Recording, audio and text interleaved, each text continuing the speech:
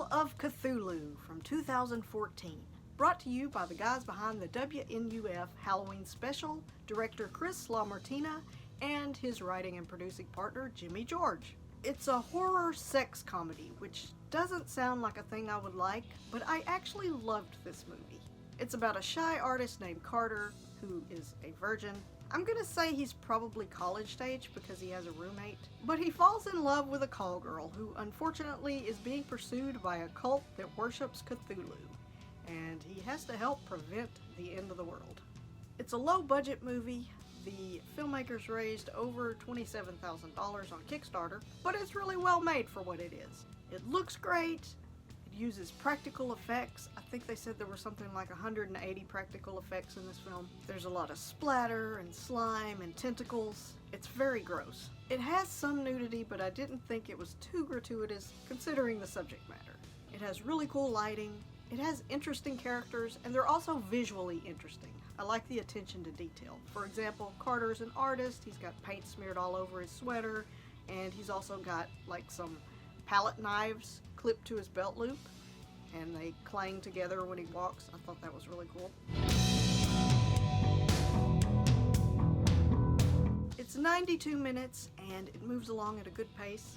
I don't know anything about H.P. Lovecraft, so I can't really comment on whether or not this is true, but they say there are lots of Easter eggs for Lovecraft fans. Most of the acting is pretty decent, and the actress who played the title character, Riley, Melissa O'Brien, she had some really emotional scenes to pull off, and she did a really good job. The music is really good. There's a lot of punk rock, alternative indie style music that's used really well in the film, and also the director, Chris LaMartina, also did the score. I will just shout out a couple right quick. There's a Place by the Baltic is a new wave sounding song that's used really well in one of the key moments in the film, and it just works perfectly in the scene.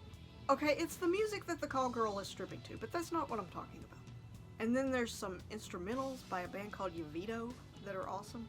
It has some clever scene transitions, like someone says, "Don't stop to smell the roses," and then the beginning of the next scene starts with a close-up of a bouquet of roses. I heard about this movie from Jay Super Awesome. He watched it as part of his 31 Days of Horror. I think it was week 1. And it sounded insane. So I looked up the trailer, and as soon as I saw the masks that the Cthulhu cult wear, I was like, I'm in. I don't need to see anymore. I'm ordering the Blu-ray. So if you don't mind low-budget movies, and you don't mind sleaze, and you like horror comedies that are a little bit on the absurd side, I would check this one out if you haven't seen it. I thought it was a lot of fun.